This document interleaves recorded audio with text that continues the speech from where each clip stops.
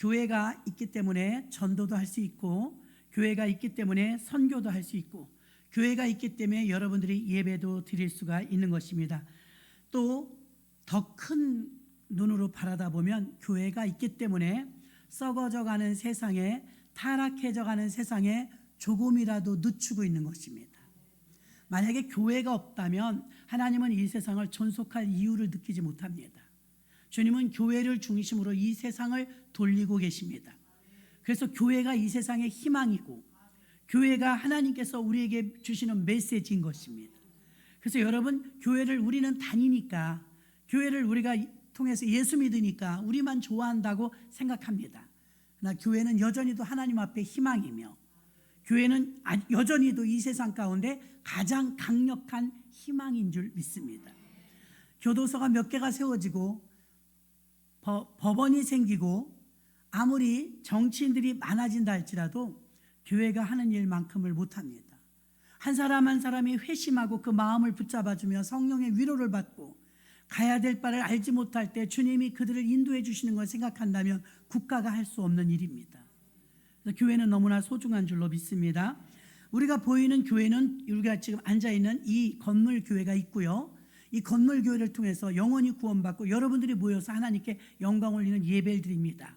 하나님은 오늘 주시는 말씀은 이 내면의 교회를 말하는데, 우리 안에 계시는 교회, 겉모양의 이 건물 교회 안에 있는 우리들, 이게 에클레시아 교회인 줄 믿습니다. 그래서 교회 되자, 교회가 교회 되자, 교회가 교회를 낳는데 건물 교회가 여러분 같은 심령 교회를 낳는 것입니다. 그래서 바울은 말했죠. 너희가 하나님의 성령의 전인 줄을 알지 못하느뇨. 그러니까 성령의 전, 교회가 우리들이다 이 말입니다. 그러니까 여러분들이 교회인데요, 마태복음 5장 13절로 16절 보면 너희는 세상의 소금이니 소금이 만일 그 맛을 잃으면 무엇으로 짜게 하리요. 후에는 아무 쓸데없어 다만 밖에 버려 사람에게 밟힐 뿐이니라. 너희는 세상의 빛이라. 산 위에 있는 동네가 숨기우지 못할 것이요 사람이 등불을 켜서 말 아래 두지 아니하고 등경 위에 두나니 이러므로 집안 모든 사람에게 비추느니라. 이같이 너희 빛을 사람 앞에 비추게 하여 저희로 너희 착한 행실을 보고 하늘에 계신 너희 아버지께 영광을 돌리게 하라. 아멘. 여러분, 너희는 세상의 빛이라, 너희는 세상의 소금이라, 이렇게 말했습니다. 우리는 은혜 받으면서 주님과 나와의 관계만 좋으면 된다고 기도원에 가 있고 아니면 혼자서 골방에서 예배하고 기도하는 거 하나님이 기뻐하시지 않아요. 하나님은 이 험한 세상에 여러분들이 뛰쳐 들어가서 강력하게 돌파하고 그들의 영혼을 건지는 엄청난 사역들, 구조대와 같은 역할을 하기를 원하십니다. 그래서 너희는 그랬습니다. 빛이고 너희는 소금이라. 그러니 여러분, 내가 때때로 주님 뜻대로 살지 못한다 할지라도 성령 충만 받은 자들 중에서 주님 뜻대로 사는 자들이 있지 않습니까? 이 땅에 교회가 얼마나 많습니까?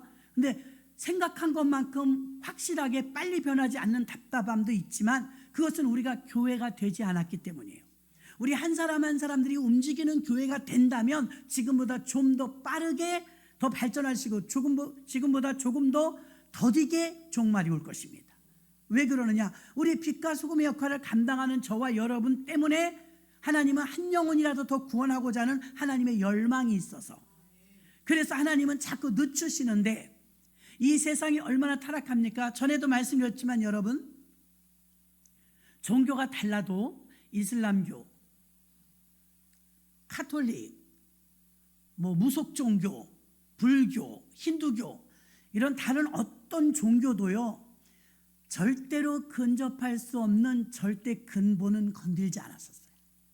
그게 무슨 말이냐면, 한 남자와 한 여자가 청춘되어 결혼해서 가정을 꾸리고 아기를 낳고 사는 게, 이게 이단까지도 이 근본은 건들지 않았어요. 지금은 왜 문제냐면, 지금은 그 근간을 흔들어요. 남자와 여자의 성 정체성을 훼손하고, 남자와 남자로 더불어 결혼하고 여자와 여자와 더불어 결혼하는 이런 어처구니 없는 하나님의 창조 질서를 어지럽히고 하나님이 애초에 만든 가정관을 무너뜨리는, 이것은 사단은 하나님을 공격하는 방법이에요. 사단이 하나님을 공격하는 방법이 하나님의 만든 질서를 무너뜨리는 거예요. 우리나라도 지금 조금 다르지 않아요? 법치국가를 무너뜨리고 있잖아요. 왜 새 법을 자꾸 만들어요? 이 법이 기존 잘 돼 있는 법을 자꾸 무너뜨려요. 왜? 기득권자, 오늘 말씀이 그런 내용입니다. 세상에서만 기득권자와 카르텔이 있는 것이 아니라 교회 내에도 기득권자들과 카르텔이 있어요. 우리 교회는 조금 예외이긴 하지만요, 여러분, 한국 교회가 지금 망가지고 어려워지고 이토록 코로나를 통해서 이렇게 많은 교회가 문을 닫게 되는 이 어처구니 없는 많은 교회의 무너짐과 이 가슴 아픔은 주님은 통곡하실 일입니다. 이런 일들이 왜 이렇게 생겨날까요? 그것은 건물 교회는 아직도 여전히 많은데 건물 교회 안에 있는 구성원들, 우리들, 멤버십들, 우리들이 교회가 안 되었다는 증거예요. 우리가 교회가 안 된 거예요. 주님의 소원은 우리가 교회를 낳아서 교회 안에 교회가 있길 원하는 거예요. 보이지 않는 교회가 우리들인 줄로 믿습니다. 너희는 세상의 빛과 소금이라 선한 행실을 통하여서 너희를 보고 믿게 하라. 여러분, 1세기 때 교회는요, 바깥 세상의 시스템과 교회 안의 시스템이 완전히 바뀌었죠. 바깥 세상의 시스템은요, 지금보다 더 힘들었어요. 1인 독재 시대, 네로 황제 시대였어요. 그리고 신분제, 계급제가 아주 투철했기 때문에 높은 사람들, 귀족들은 살만했어요. 일반인, 우리처럼 일반인과 서민은 정말 눈뜨고 볼 수 없을 정도로 혹독한 생활, 우리나라 36년 일제치하의 식민지 그 생활이었어요. 아우성이죠. 그 어려움을 겪는데 아이러니한 게 있습니다. 무엇이냐면 그렇게 살기도 힘들고 정치적으로 경제적으로 어려울 때, 식민지 생활을 할 때 교회가 무궁무진하게 부흥한 줄로 믿습니다. 교회만 잘 됐어요. 이상했죠? 그렇다면 여러분, 그때는 왜 교회가 그렇게 부흥했을까요? 사람들이 그렇게 살기도 힘들고 지금 여러분처럼 자유로운 게 아니에요. 교회 오면 막 잡아가요. 교회 가서 잘못하면 사형이에요. 그걸 무릅쓰고 교회 올 사람 몇이나 있어요. 조그만 불이익만 와도 이번 코로나 때 무수한 성도가 떨어져 나갔잖아요. 거기에 비하면 1세기 때 교회는 어떻게 교회가 운영되었길래 그 많은 사람들이 교회로 꾸역꾸역 모여들었냐 말입니다. 그것은 교회 안에 교회가 많았기 때문이에요. 교회 안에 있는 구성원들이 전부 교회였기 때문이에요. 이건 너무나 중요해요. 지금은 교회는 많은데 교회 안에 있는 교회가 별로 없어요. 건물 교회는 많은데 성도들의 이 성전이 다 만들어지지가 않았단 말입니다. 1세기 때 교회는요, 사도행전 교회는요, 얼마나 성도들이 강력했는지 성령 충만했으며 그들은 교회됨이 되었기 때문에 그 교회가 교회를 낳는데 그들의 교회가 되니까 어떻게 돼요? 수용력이 커요. 수용력.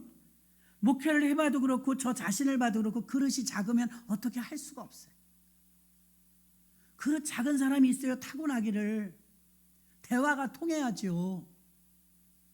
또 더 나가서는요, 우리가 나이가 들어간다는 건 수용력이 커지는 거거든요. 철이 없던 사람도 저도 철 없었지만 조금 나아지더라고요. 나이가 들어간다는 건 철 들어가는 거잖아요. 그런 나이가 들어도 성인 나이가 지금은 너무 많아요. 성인 나이 철이 안 들어요. 그런데 오늘 제목 속에서요, 우리가 세 가지 정도를 볼 텐데 왜 교회가 안 될까? 나는 왜 교회가 되고 싶은데 교회가 안 될까? 아니, 건물 교회만 교회인 줄 알았는데 나도 교회가 돼야 되는 거? 예, 주님이 원하시는 건 여러분이 다 교회가 되어서 가는 곳곳마다 움직이는 교회가 되길 원하십니다. 그럼 어떻게 해야 교회가 될까요? 어떻게 해야? 1세기 때는 어떻게 성도들이 전부 교회였을까요? 그걸 오늘 알려드리려고 하는 거예요. 첫 번째, 나는 어떻게 교회가 될 수 있을까? 새가족들은 예외입니다. 지금까지 교회에서 누리고 있는 기득권자들이 기득권을 버려야 교회가 됩니다. 우리 교회는 조금 예외이긴 하지만요, 한국 교회 전체를 볼 땐 이게 가장 큰 문제예요. 기득권을 내려놓질 않아요. 기득권을 풀이해서 말한다면 자기 권력이에요. 무슨 뜻이냐? 기득권이란 자기들만이 차지하고 있는 힘, 권력, 세력을 의미하는데요, 일반적으로 기득권은 세상에서의 기득권을 갖게 되면 불평등, 무질서, 양극화, 국가, 사회, 집단의 충돌과 분열을 조장하고 결국 파멸로 가게 만드는 악한 것이죠. 이런 나쁜 것들이 교회 내부에서도 급속하게 기득권 카르텔이 형성되어 교회 성장과 교회 부흥에 큰 걸림돌이 되고 있습니다. 사람은 누구나 어쩔 수 없는 것은 시간이 지나가면서 자기도 모르는 사이에 어느새 심판자가 되어 있고, 어느새 판단자가 되어 있고, 어느새 지적질하는 사람이 되어 있고, 어느새 남을 지배하는 사람, 남을 시키는 사람이 되어버리고 말아요. 처음 교회 왔을 때 그러지 않았죠. 요한계시록 2장 4절로 5절 보면, 그러나 너를 책망할 것이 있나니 너희 처음 사랑을 버렸느니라.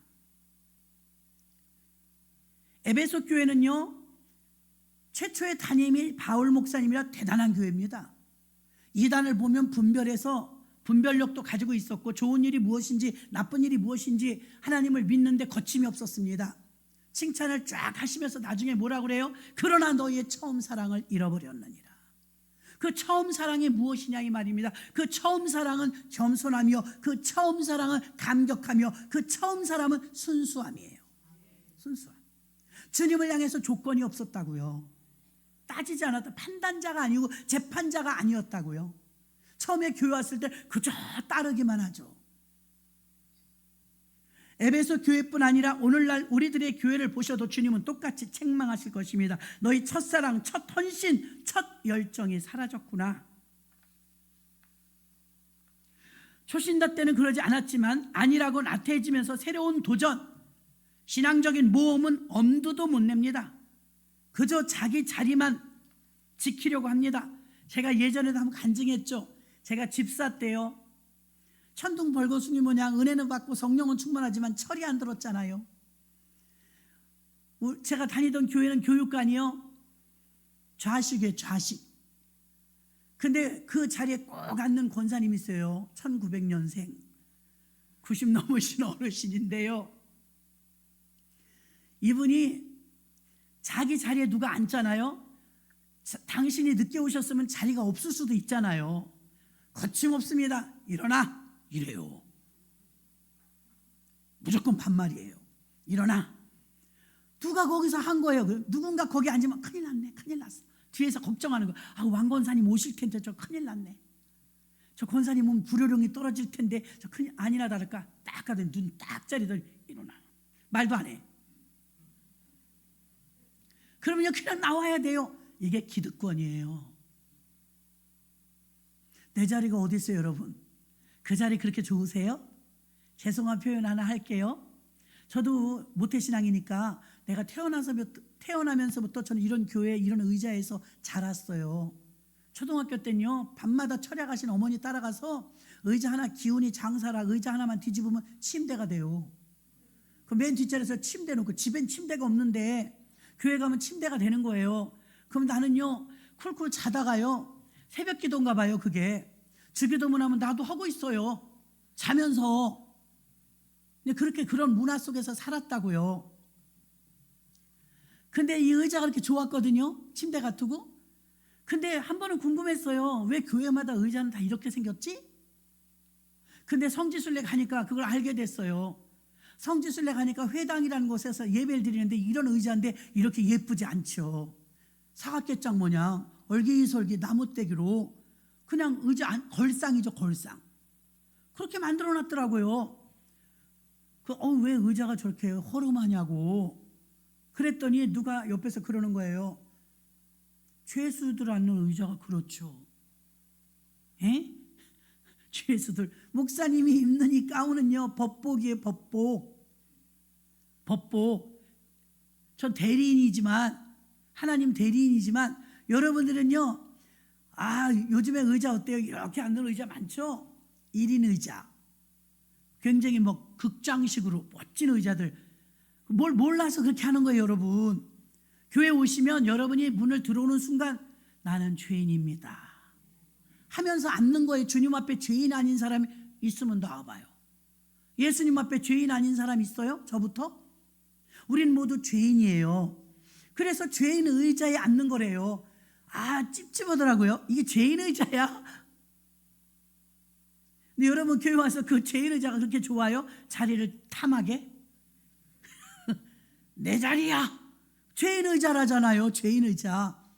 그래서 사도신경 하는 동안 제가 일찍 올렸어야 되는데 헌금을 올리려면 기도할 때 올려야 되잖아요. 살금살금 사도신경 할 때 딱 올리고 들어오다 발이 잡혔어요. 확! 왕할머니한테. 권사님 왜 그러세요? 어디 내 가방을 넘어가? 이래요. 죄송해요. 잘못했어요. 바빠서 그랬어요. 권사님 얼른 놔요. 못 놔? 어쩌자는 거예요. 예배 드리는 중인데. 여러분, 자기 자리에 누가 앉으면 일어나. 이거 기득권입니다. 나 먼저. 또 어떤 의사 진행을 할 때도요, 자기의 의사가 관철되지 않으면 못 견뎌 하는 사람이 있습니다. 장로님, 권사님들 중에. 재직회 우리는 그렇게 1년에 한 번 하지만 매달 하는 교회가 많잖아요. 항상 딴지를 거는 분이 있어요. 그 기득권입니다. 자기의 주장이 세요. 그래서 우양좌왕하려고 할 때가 많습니다. 오늘 본문의 24절 중에 보면 바울이 이렇게 말했어요. 내가 이제 너희를 위하여 받는 괴로움을 기뻐하고. 괴로움을 기뻐하는 사람이 어디 있어요? 그리스도의 남은 고난을 그의 몸된 교회를 위하여 내 육체에 채우노라. 아멘. 육체는 몸이잖아요. 이 몸의 고난을 채우고 괴로움을 채운대요. 왜요? 주님의 남은 고난, 예수님께서 십자가에 달려 죽으신 그 고난을요, 자기 몸이 그대로 안고 이것을 감당한다는 건데요. 무엇을 위해서 그렇습니까?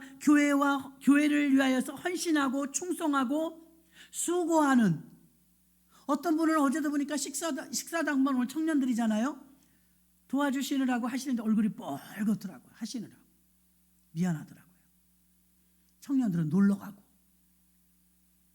그래서 청년들한테 엄마들이 하니까 설거지하고 청소만 좀 해주십시오. 네, 그랬어요. 이따 보시면 돼요. 도와주지 마세요. 실컷 합니다. 군대들도 갔다 왔고. 자, 그런데 이렇게 교회에서 일을 하다가 힘들 때 있어요. 청소하다 힘들 때 있고, 운행하다가 힘들 때 있고, 또 찬양하다가 힘들 때 있고. 여러분, 어떤 악기를 다루거나 안내를 하거나 일이 많지 않습니까? 그 여러 부분 속에서 몸이 힘들 정도로 일해 보신 분 계세요? 땀이 뻘뻘 나도록 몸이 힘들 정도로 일해 보신 분. 예, 우리 교회는 많아요. 그런 분들이. 얼굴이 빨개지도록 상기될 정도로 일하신 분들이 많아요. 그런 분들 때문에 교회가 잘 돌아가고 있는 거죠. 바울이 하는 말은 그거예요. 내가 교회를 위하여 내 몸이 괴로움과 고난을 짊어지노라. 그런 사람이 자초하니 얼마나 아름다운 감동의 고백이냐 이 말입니다. 스스로 그렇게 하는 사람이 얼마나 되며 교회를 위하여 내가 땀 흘리고 수고하고 고난을 받는 사람이 몇이나 돼요. 감정에 충실해 갖고요, 조금만 마음에 안 들어도요, 교회 옮겨야 되겠어, 그만 나와야 되겠어, 나를 만약 기분 나쁘게 해, 누가 나를 눈을 흘겼어, 말이지. 저는 예전에 제가 다 옳다는 건 아니지만요, 집사 때 교회 차를 타고 다니니까요, 제가 우리 담임 목사님 어머니는 동급으로 항상 똑같이 선물해 드렸어요. 그 다음 우리 내 바로 직속인 교구장님, 그리고 그 외에 딱 한 분 선물해 주는 분이 있었어요. 운행하시는 분이었어요. 내가 그 차를 타고 다니니까 고마운 걸 알아야죠. 고마운 걸. 근데 걔 중에는 어때요? 늦었네, 빨랐네, 잘 나왔네, 못 나왔네. 운행 믿음 없는 사람 못합니다. 못해요. 꼭 면허 없는 분들이 그래요. 운전면허 없는 분. 얼마나 이거 한 분만 늦으면 딜레이 되잖아요. 한 분이 늦게 나오면 막 찾아 들어간대요, 집에까지. 시간이 그렇게 됐나? 일을 어째요? 보통 일이 아닙니다. 믿음 없으면 믿음 다 까먹습니다. 그런 애환을 알아요? 그런 수고와 그런 고난을요, 바울은 스스로 짊어졌다는 거예요. 교회 힘든 일 내가 할게. 교회 어려운 일 내가 할게. 내 몸이 흔적을 가졌어. 그런 분들 때문에 교회가 세워지고 있는 거예요. 여러분, 교회 다니는 분들이 교회는 너무 많아요. 그러나 이런 분들은 교회를 세우는 분들이에요. 아멘. 교회를 세우라고 그랬지 언제 교회 다니라고 그랬어요? 우리나라엔 이상한 말이 많아요. 나 교회 다녀. 어디가? 예배 보러 가? 예배를 봐요? 구경꾼이에요? 예배 참여자지. 그죠? 난 예배자예요. 예배자. 예배는 그렇게 많은데 왜 변하지 않아요? 예배자가 안 되니까. 예배는 드리는데 예배자가 안 되는 거예요. 주님이 지금 원하시는 건요, 교회를 찾는다. 나는 교회를 찾아. 그 겉으로 보이는 이 충원 순복음 교회가 있지만 그 안에 여러분들이 또 하나의 교회거든요. 그 교회가 교회돼야 되는데 교회가 아직 덜 세워졌다는 거죠. 아직 완전한 교회가 되지 않았다는 거예요. 그럼 나도 교회가 되고 싶어요. 근데 그 첫 번째 장애물이 기득권을 내려놓으라 이 말입니다. 기득권. 특히 교회 오래된 분일수록 기득권이 높아요. 개척 멤버만 도와줘. 바울은요, 개척 멤버였지만 나는 스스로 고난과 괴로움을, 아니 교회 다니면서 편하라고 다니는데 왜 괴로워요? 괴로움을 내 몸에 짊어지겠다. 내 육체에 채우노라. 내가 몸이 으스러지고 힘들어도 교회가 세워진다면 나는 내 몸을 드리리. 이게 바울의 고백인 줄로 믿습니다. 일부 예배 오신 분들한테 제가 죄송하지만 말했어요. 일부 예배 오신 분들은 그럴 일 없습니다. 헌신을 안 하니까. 그랬더니 막 웃어요, 자기들이. 2부 예배 오시는 분들은 주방에 들어가서 봉사하시고 운행하시고, 1부 예배 오시는 분들은 뭐 그럴 일 없을 겁니다. 부딪힐 일도 없고 뭐 어떻게 돌아가는지 관심도 없고 스스로들 웃으시더라고요. 여러분, 이렇게 감동적인 고백을 했던 사도 바울, 이런 고백이 나를 교회되게 만드는 거예요. 그거 제가 할게요. 교회에서 대접받으려고 합니다. 교회만 오면 누구한테나 위로받으려고 합니다. 또 오래된 분들은 보상받으려고 합니다. 그런데 반대로 바울은 지금 교회를 위해서 괴로움을 기뻐하고 그 교회를 위해서 고난받기를 내 육체에 채우노라. 당연한 기득권, 이권, 특권을 교회를 위하여 버리는 것이 자신을 교회됨으로 세우는 것이므로, 여러분 잘 새겨 들으십시오. 내가 교회가 되길 원한다면 나의 기득권을 다 내려놔야 돼요. 한국교회는 이 기득권 때문에 교회들이 분열되고 난리도 아닙니다. 그렇지 않고는 교회를 세울 수가 없어요. 기득권자들이 기득권을 내려놓지 않으면 교회를 세울 수가 없어요. 나를 이렇게 대접해? 이게 기득권이에요. 나를 뭘로 보는 거야? 아직도 자기가 말한 대로 진행이 안 되면 화나요. 기득권입니다. 내가 이렇게 하자고 했는데 목사님이 이걸 안 들어주셔? 기득권입니다. 어깨에 힘을 주고 자기 의견은 무조건 다 통과돼야 된다고 생각하는 거, 목소리가 커지는 거, 이런 기득권에서 떠나야 될 줄로 믿습니다. 이런 기득권이 있으면 교회가 발전할 수 없어요. 우리가 지금 예수 믿는 자들이 많아질수록 점점 이 타락해가는 것을 더디게 한다고 하지 않았습니까? 그런데 교회가 되지 않으면 타락이 급속도로 빨라지죠. 그러나 기득권을 내려놓고 모두가 교회가 되면 빛과 소금, 그 역할을 충실히 감당하면 나쁜 악법들은 다 폐지될 것이며 하나님이 원하시는 아름다운 이 땅에서의 천국을 누리게 될 줄로 믿습니다. 그래야 비로소 주님의 교회가 세워지고, 주님의 교회가 세워짐으로 나라도, 교회들이 왕성하고 세워질 때는요, 사회가 다 바뀌어요. 70년대 80년대 한국 교회가 급성장을 할 때 한국 산업사회도 동반성장하더라 이것입니다. 동반성장. 그래서 기득권은 어느 단체, 어느 사회, 어느 국가에서도 있어서는 안 될 아주 암적인 존재이며, 이 카르텔이 무너져야 결국은 승리합니다. 우리 교회에서 혹시 여러분들이 내가 교회가 되고 싶어요. 그럼 여러분이 왜 교회가 안 되었을까? 나도 교회가 되고 싶은데, 교회가 되려면 혹여라도 있을, 조금이라도 있을 내 기득권, 그걸 내려놔야 교회가 됩니다.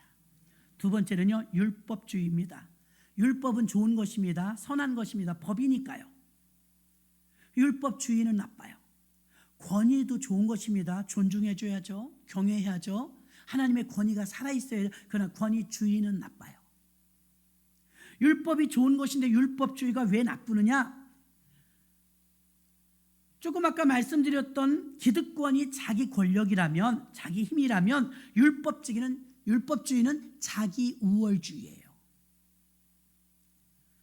자신이 교회가 되는데 방해가 되는 두 번째 요소는 율법주의입니다. 율법은 좋고 나쁨이 없는 하나님 말씀임에도 불구하고 율법주의가 아주 나쁘고 교회를 분열시키고 교회를 파괴시키는 악의 축입니다. 마태복음 12장 1절부터 8절에 보니까 밀밭 사이를 지나가다 제자들이 시장하여서 이삭을 잘라 먹었더니 그날이 안식일이에요. 율법주의자들이 난리가 났습니다. 너희 제자들이 지금 안식일날 하지 못할 짓을 한다. 왜 이 밀을 따서 좀 먹느냐, 오늘 안식일인데. 그랬더니 마지막 8절에 인자는 안식일의 죄인이니라. 율법주의자로 지금 판단하는 거. 너 왜 지금 안식일인데 그거 따먹어? 오늘이 무슨 날인지 몰라? 안식일이잖아. 안식일이 뭔데요? 하나님이 제정하신 법이며 하나님 거잖아요. 하나님 거. 그런데 예수님께서 말하는 거예요. 지금 중요한 게 무엇이냐? 율법 지키느라고 안식일날 뭐 잘했니 잘못했니 그거 따지는 게 아니라 그 안식일에 진짜 중요한 건 안식일이 뭐냐? 안식일의 주인이 나다. 내가 먹도록 허용했는데. 한마디로 정리하면 바리새인들은 예수를 믿지 않는 자들입니다. 그들은 모든 것을 무조건 율법에 집착하고 판단하기 때문에 교회를 세우는 복음에는 약한 것이죠. 현재 가보니까 실제로 0.01%인가 기독교 복음화율이요 너무 낮아요. 예수가 태어난 그 고장에서. 이것도 어이가 없는 일이에요. 지금은 많이 좀 높아졌지만 제가 2000년도에 예수 탄생 2000년 부흥회를 시내산에서 할 때 갔거든요. 근데 그때 복음화율을 듣는데 기가 막히더라고요. 예수 태어난 곳에서 예수를 안 믿어요.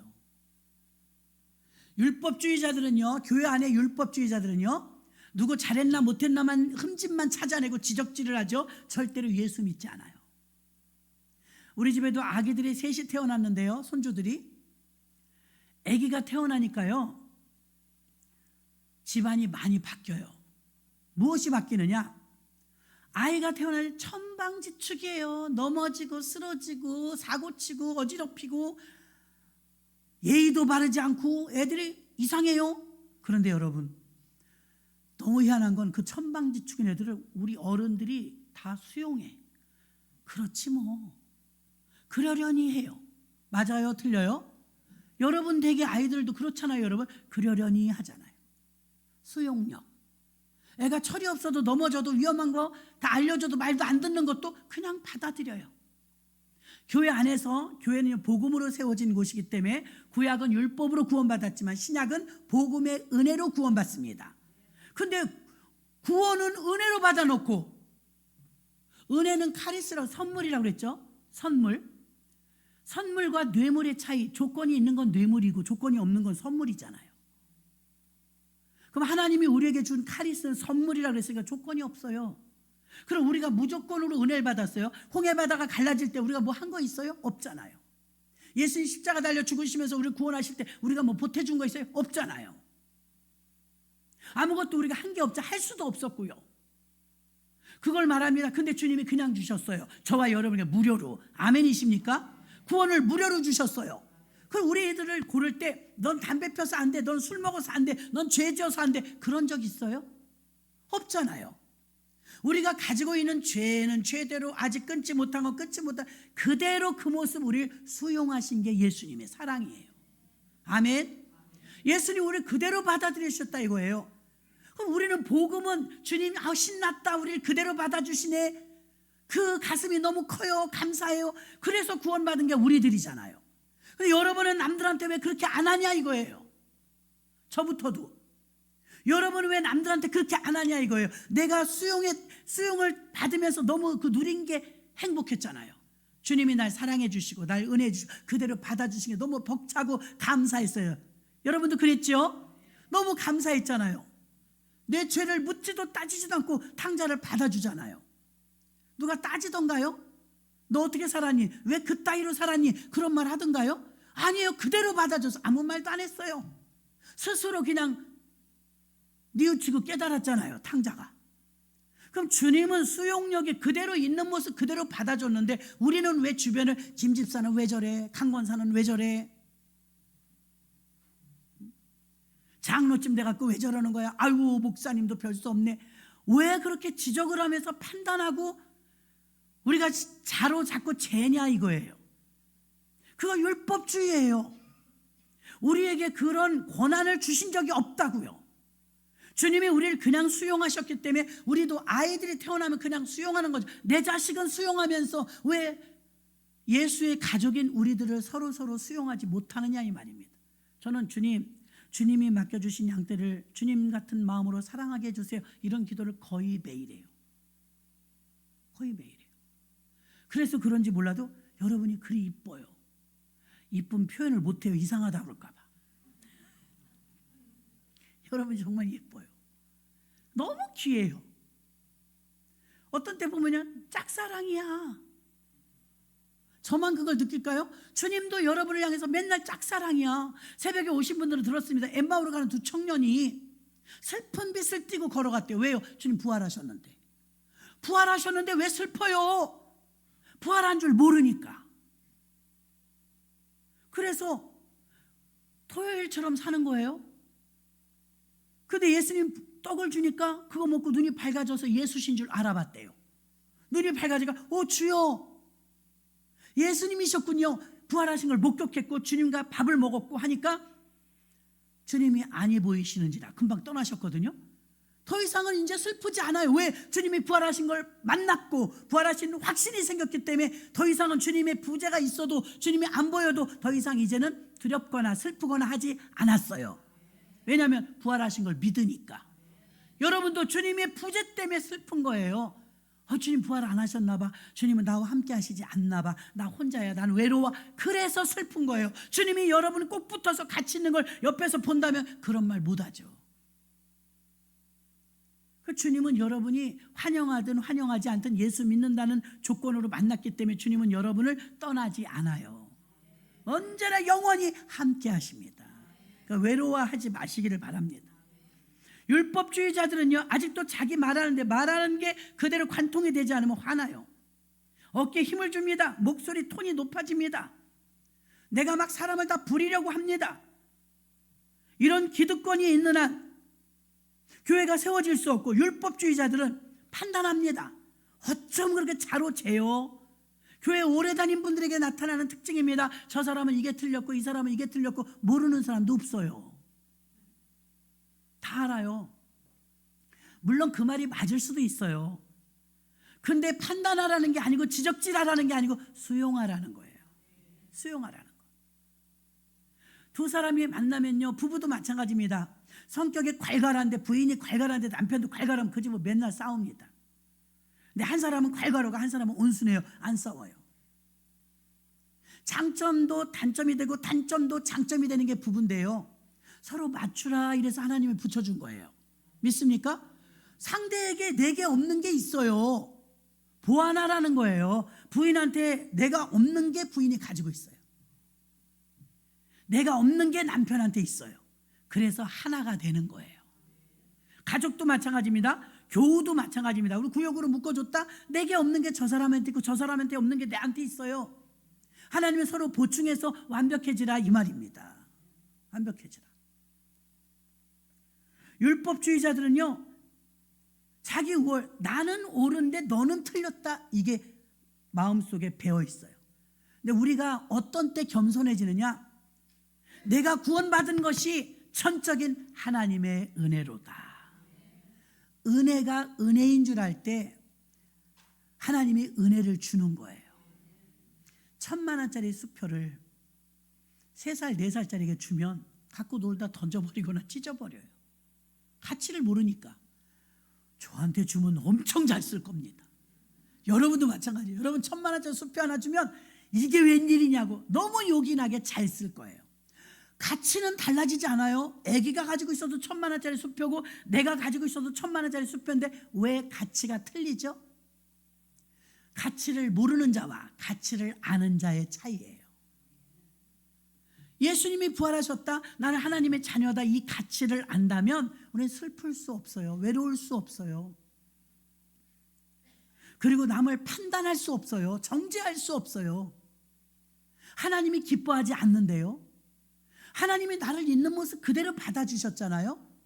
그럼 여러분이 뜯어 고칠 수 있을까요? 저도 한 가닥 고집 있고요. 여러분도 보통 아니세요. 여러분도 보통 아니세요. 여러분을 누가 고쳐요? 내 자식도 내 마음대로 안 되는데 어떻게 여러분이 우리 교우 중에 김권사, 박권사, 우리 구역 친구 다 뜯어 고치려고 하지 마세요. 지쳐요. 시험 들어요. 못 고칩니다. 그나마 여러분들이 이만큼이나 변한 것은 주님의 은혜입니다. 주님이 고쳐주셨지. 여러분이 여러분 성질 다 잘 알잖아요. 어떻게 고칠 수가 있겠어요? 못 고친다 이 말입니다. 그러므로 우리는 하나님의 은혜를 구해야 될 줄로 믿습니다. 바울은 언제나 그렇게 말했어요. 나는 하나님, 나의 나 된 것은 하나님의 은혜로다. 그 은혜 아래에 있으니까 너 뭐 잘못했어 잘했어 이런 말을 못하는 거예요. 아직까지도 목소리가 교회에서 크고 톤이 높아지고 남 판단하고 자꾸 부리려고 하고 자기 목소리를 관철시키려고 한다면 그만큼 은혜를 모르는 거예요. 가만히 있는 사람은 진짜 못나서 가만히 있는 게 아니라 에휴 언젠간 저분도 은혜 받으면 깨닫겠지 이러고 기다리는 거예요. 그런데 잘난 줄 알고 막 그럽니다. 함부로 판단합니다. 모두 주의 일을 하려면 옷깃을 여미면서 참 많은 걸 내려놓고 주의 일을 합니다. 주방에서 봉사하시는 분, 청소하시는 분, 운행하시는 분, 성가대 하시는 분, 교사하시는 분, 헌신과 수고가 없이 어떻게 주님의 교회가 세워지겠어요? 한국교회가 지금 문제가 무엇이 문제냐? 은혜는 사라지고 율법만 남았어요. 율법 시대가 끝나고 복음 시대가 왔음에도 불구하고 한국교회는 지금도 율법과 싸우고 있어요.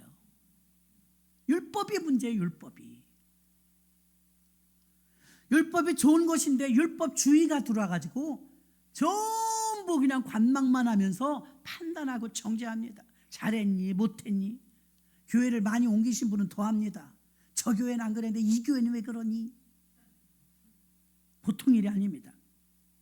왜 교회들이 싸우고 재판까지 하고 분열이 일어나고 문을 닫는 일이 생기냐 이 말입니다. 정죄하고 진노하고 저주하고 멸망하고 이 모든 것들은 율법에서 나온 것입니다. 하나님의 은혜는 의와 용서와 사랑과 영생이며 생명입니다. 하나님 나라는 복음입니다. 오늘 본문 26절과 27절에도 이 비밀은 만세와 만대로부터 음으로 감추었던 것인데 이제는 그의 성도들에게 나타났고 하나님이 그들로 하여금 이 비밀의 영광이 이방인 가운데 어떻게 풍성한 것을 알게 하려 하심이라. 이 비밀은 너희 안에 계신 그리스도시니 곧 영광의 소망이시다. 예수밖에 없다 이 말입니다. 십자가에서 피 흘려 죽으신 것 3일 만에 사망의 권세를 이기시고 부활하신 것도 하나님의 은혜이며 교회가 이 은혜의 복음을 전하는 곳인데 율법주의자들만 더 많아지고 왕성해서 교회 오래 다녔다는 것을 자랑하는 것이 아니라 교회 오래 다닌 것만큼이나 여러분들이 얼마나 많은 열매를 내느냐가 더 중요한 것입니다. 그러나 율법주의자가 되고 교회 오래 다니면서 제 발목을 붙잡고 놔주지 않았던 왕 권사님처럼 기득권만 자꾸 늘어나고 있다면 보상 또 어떤 칭찬 이런 것들을 계속 원하고 있다는 것입니다. 마태복음 7장에서는 다른 사람의 눈 속에는 티는 보고 자기 눈 속에는 들보는 깨닫지 못하는 외식하는 자야 너는 비판하지 말라. 자기 눈에 이만한 대들보가 있는데 저 사람 눈에 티 있다 티 이런다는 거예요. 티 있는 사람이 이 사람 쳐다보니까 눈에 기둥이 섰네. 자기 기둥을 못 봐요. 사람이 참 단순하게 자기를 못 봐요. 여러분 성경 말씀은 우리의 거울이기 때문에 우리를 보게 해줘요. 아침마다 여러분 거울 보시죠? 세수하고 왜 보세요? 뭐 묻은 거 있나 잘못됐나 보시잖아요. 성경을 안 보니까 몰라요. 자기가 잘못됐는지.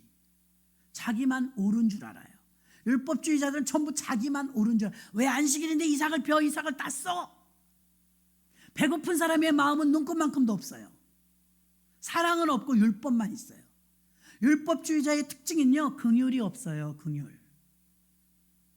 근데 주님의 사랑이 들어있는 사람들은 어때요? 긍휼이 들어있어요. 이 사람을 봐도 측은해요. 저 사람을 보면 안타까워요. 모든 것을 바라다 보면서 하나님의 은혜로 조명하고 보고 하나님의 눈으로 바라다 보니까 모두 다 수용할 수 있는 줄 믿습니다.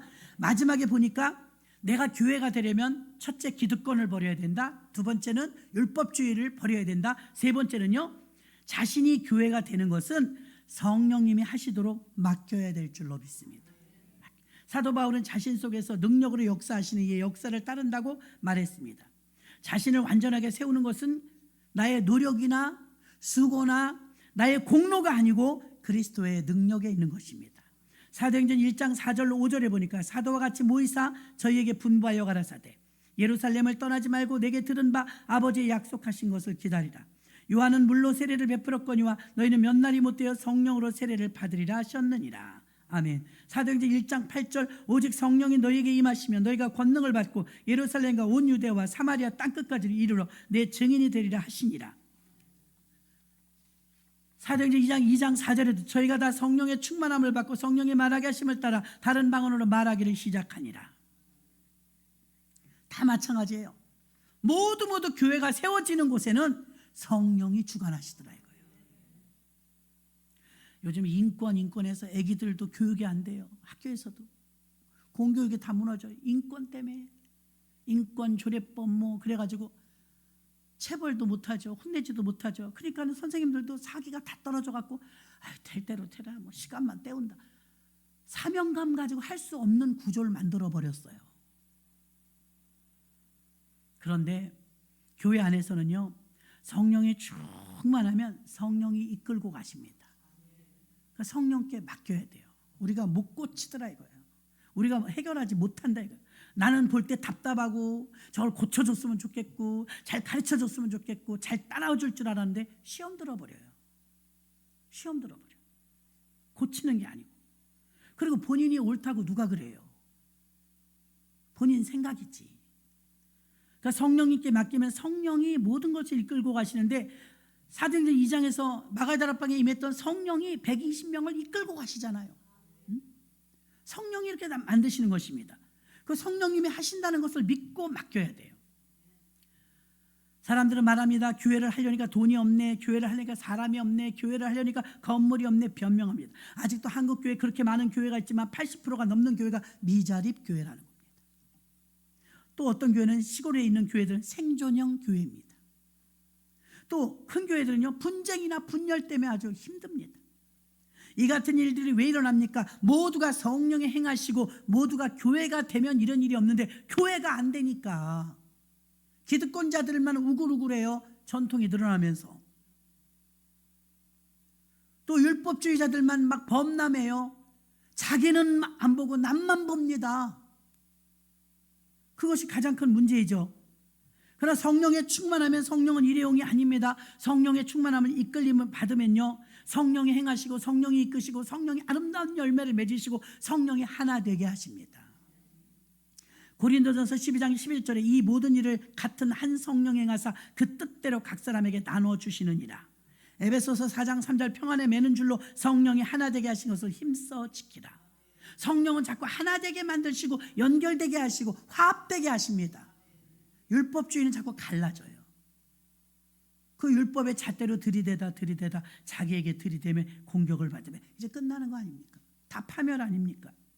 성령이 하시면 됩니다. 초대교회는요, 그렇게 교회가 왕성했습니다. 부흥했습니다. 바깥 세상과 안의 세상이 이게 온도 차이가 너무 심했는데요, 바깥 세상에 1인 독재 시대였습니다. 신분제로 인하여서 막 귀족들만 잘 먹고 잘 살고 평민들은 살기가 힘들었습니다. 근데 교회 안에 딱 들어오니까 어떤 일이 있습니까? 교회 다니면 불이익이 있습니다. 교회 다니면 잡혀갈 수 있습니다. 교회 다니면 사형도 받을 수 있습니다. 그런데 교회는 계속 부흥합니다. 어떻게 교회가 계속 부흥할 수 있었을까요? 그들은 기득권이 없었습니다. 서로가 한 마음 한 뜻이 되어서 사도의 가르침을 받아 네 것 내 것이 없었대요. 다 아시죠? 사도행전 교회가 어떤 교회였느냐? 교회 안에 들어가면 기득권이 없었어요. 율법주의가 없었어요. 다 용서하고 품어주는 거예요. 잘 왔다, 잘 왔어. 다 환영합니다. 쌀이 없는 나눠줍니다. 옷이 없는지 다비다와 같은 자 나눠줍니다. 만들어줍니다. 할 수 있는 걸 다 동원하는 거예요. 나는 옷을 만들 줄 알아. 옷 만들어 와. 나는 쌀이 좀 많아. 쌀 가져와. 나는 땅을 팔면 돈이 많아. 땅 팔아와. 네 것 내 것이 없이 서로 소통하니까 공산주의가 여기서 착안한 거 아닙니까? 공동분배. 그래서 사도행전 교회는요, 배고픈 사람이 없었어요. 정부에서 도와주지 않아도. 이런 일이 어떻게 가능합니까? 교회 안에 들어오니까 기득권이 없더라 이거예요. 교회 안에 들어오니까 신분제가 없더라 이거예요. 교회 안에 들어오니까 성령 안에서 하나 되더라 이거예요. 여러분, 그런 교회, 좋은 교회가 있으니까 바깥 세상에서 막 사람 취급도 못 받고 살다가 윽박지르고 핍박받고 살다가 교회 오니까 마음에 쉼을 얻어요. 교회 오니까 다 나를 환영해줘요. 교회 오니까 성령 안에서 손에 손을 잡고 식구가 되어서 막 서로 위로해주고 함께해요. 이런데 왜 교회를 안 오겠습니까? 목숨이 위태한데 목숨을 걸고 교회로 오는 거예요. 그 교회는 어떤 교회입니까? 교회 안에 있는 모든 성도가 전부 교회로 무장되고 있었어요. 우리 교회가 앞으로 전 세계를 향해서 달려가는 센터교회가 되려면 여러분들이 성장해 줘야 합니다. 목사님 좋으라고가 아니에요. 여러분, 하나님 나라가 왕성하기 위해서 여러분 한 사람 한 사람이 교회 돼야 될 줄로 믿습니다. 오늘 저는 교회 돼야 된다. 그 교회는 이 중원순복음교회 건물교회를 말하는 게 아니라 건물교회 안에 있는 구성원 멤버십, 여러분들 한 사람 한 사람이 교회가 되어야 된다 이 말입니다. 주님의 소원이에요. 교회 다니는 사람 말고 교회 세우는 사람. 바깥 세상의 시스템대로 돌아가는 게 아니라 이곳에서는 서로가 서로를 이해해주고 사랑해주고 감싸주고. 근데 거꾸로 아닙니까? 오늘날의 교회들이 교회 가면 시기하고 질투하고 잘난 척하는 사람 있고 목소리 큰 사람 있고. 무서워서 오겠어요? 그 스트레스를 받으러 왜 오겠어요? 주님은 분명히 수고하고 무거운 짐진 자들아 다 내게로 오라 그랬는데. 저는 교회를 평생 다녀보지만요, 예수님이 싫어서 교회를 그만둔 사람 한 명도 못 봤어요. 나 교회 왜 안 나오세요? 나오시다 그러면 예수님이 싫었어요. 그런 사람 한 명도 없었어요. 김 집사 꼴보기 싫었어요. 박 권사 꼴보기 싫었어요. 이런 소리는 무지 들었지만, 심하면 목사님 때문에요, 이런 소리까지 들었지만 예수님 싫어서 교회 안 나온다는 사람 한 명도 못 봤어요. 우리 탓 아니에요, 여러분. 왜 한국의 이 물살, 나쁜 물살들과 잘못된 정치, 이런 모든 이 잘못된 그 악법들이 막 통과되는 이런 일들은요, 우리가 교회가 교회됨을 제자리를 지키지 못할 때 일어나는 거예요. 그래서 우리가 각자 모두가 나는 교회인가? 나는 교회가 세워졌는가? 코로나 때 보니까 반석 위에 세운 교회는 든든히 서갔고 모래 위에 세운 교회는 다 무너져 버리는 거예요. 여러분 심령 안에도 반석 같은 교회인가? 아니면 모래 위에 세운 교회인가? 핍박이 오고 환난이 와도 끄떡없는 그런 교회, 여러분 안에 세워야 될 줄로 믿습니다. 주님이 원하시는 교회는 보이는 교회와 그 안에 있는 여러분의 교회가 든든하냐 이 말입니다. 여러분의 교회가 든든해야 외로움 타지 않습니다. 슬프지 않습니다. 우울증에 빠지지 않습니다. 강력한 무기가 되는 것, 지금도 여전히 교회가 희망이기 때문에 여러분 한 사람 한 사람이 하나님 앞에는 희망인 것입니다. 여러분들이 성령 충만하셔서 교회 되셔서 하나님이 원하시는 교회를 많이 세우는 우리 모두가 되시길 주의 이름으로 축원합니다. 하나님 아버지 감사합니다. 교회가 이렇게 건물로 세워져야 전도